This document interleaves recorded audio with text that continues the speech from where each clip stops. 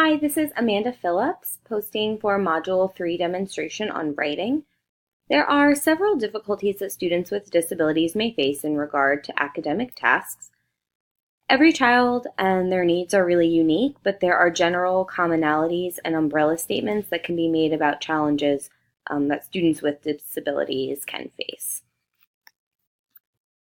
Common difficulties can include being able or having a hard time being able to access an academic task due to trouble with reading, writing, math, or other foundational skills. This could connect to learning disabilities such as dyslexia, dyscalculia, or dysgraphia. Comprehension, understanding directions, processing information, organizing thoughts for output, even in terms of responding to a prompt, asking a question through oral communication, or even understanding what is being asked, processing the information, and then outputting thought through writing. Other difficulties can include difficulty focusing, paying attention to directions, and having stamina to stay engaged in a task. The students with disabilities could feel unmotivated and uninterested in academic tasks because of what will feel overwhelming or increasingly hard or challenging for them. They also face processing deficits, trouble making sense of data, remembering what is important, and also what they need to do in order to be successful. Other difficulties that can impact academic tasks but aren't considered in the umbrella of academics include socialization abilities, collaboration, and communicating with peers. So although that's not directly an academic task, it does impact their ability to work with a group on something academic. One of my current fifth grade students comes to mind, a student who does have a learning disability and processing challenge, is extraordinarily bright, very quick mind, but really struggles when it comes to collaborating with his peers in math class and working together to problem solve. So although he is well above average in his intelligence, his ability to work with others is definitely impacted and is a challenge. More specifically, we can look at common difficulties students with disabilities may face with regard to writing. These difficulties could include less knowledge about writing, less skill with language. For example, this could include trouble understanding base words, prefixes, suffixes, patterns, usage, spelling, and having a rich vocabulary. Problems with spelling and handwriting. So kids can focus on spelling and handwriting. Often they'll do that over ideas and content, so it can be a huge distraction. Although handwriting and spelling are an important part of the writing process, students with disabilities can get caught up with hyper-focusing on certain things. And then they often don't apply word patterns for spelling and can struggle with the actual physical act of writing. They can have less effective strategies for writing. So many students I've worked with who are struggling with writing overall, including organizing their thoughts. They can tell me their ideas and sequence them orally, but then when it comes to putting it down on paper via a plan or emaboration, they really have a hard time. One strategy that I found to be particularly helpful for my upper elementary students are to use speech to text through Google. This helps with the planning process, the actual writing, being able to get all of their thoughts out, a sequence of events, and then go back and add in specific details.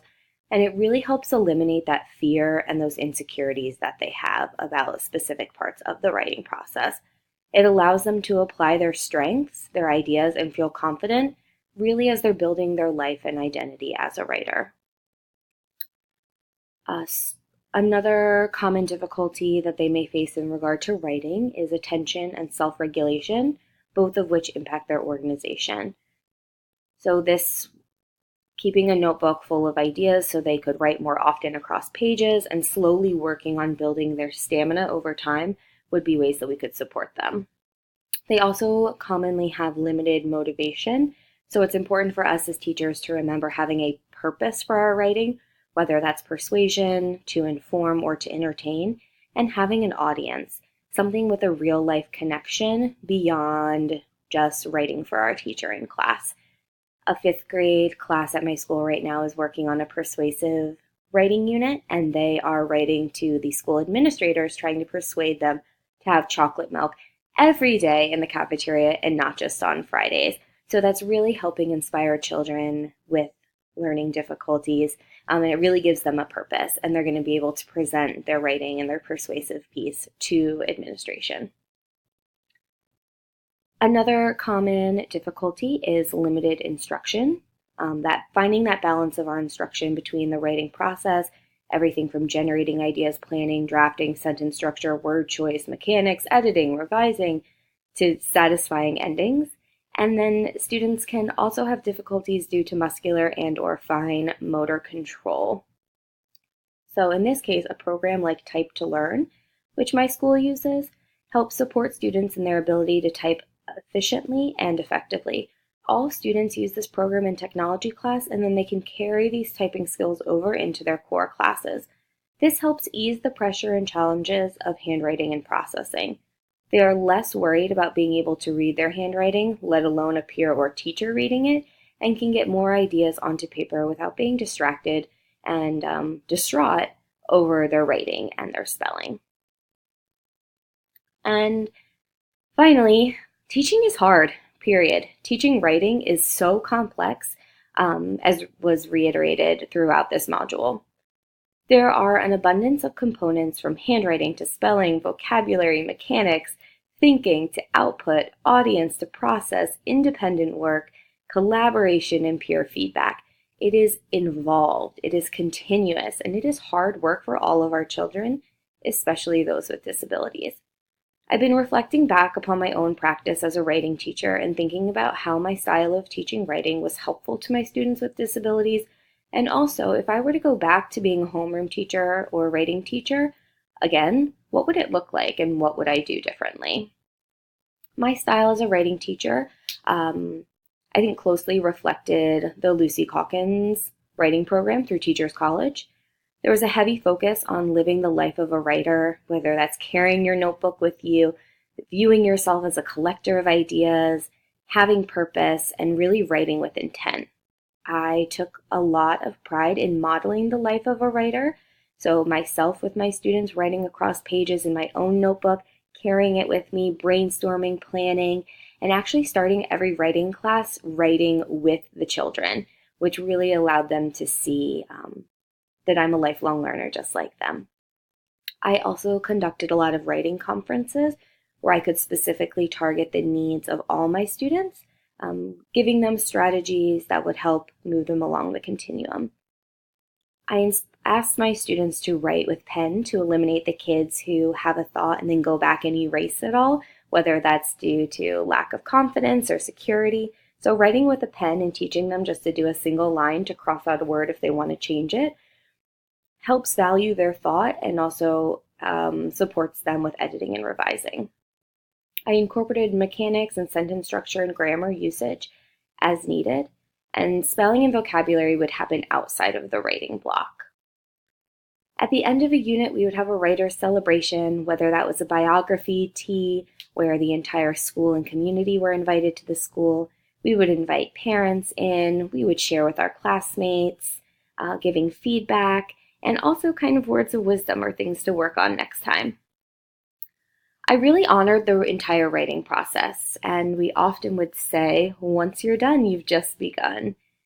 This means reflecting upon your own work, critiquing others, and also setting goals. So what would I change if I went back to teaching writing? I think I would include more spelling, vocabulary, handwriting, focus during the writing block and less in isolation. So being more purposeful with my mini lessons and giving students plenty of time to practice and apply those skills to their own writing. I would also invite more people outside of our classroom in for writing. So whether that's models or mentors, having someone to share their writing with, and just making it even more meaningful and engaging and motivating for my students, really having that real life connection. Another thing that I would do differently is to assess more frequently and use that data to drive my instruction through whole group lessons and also through my writing conferences.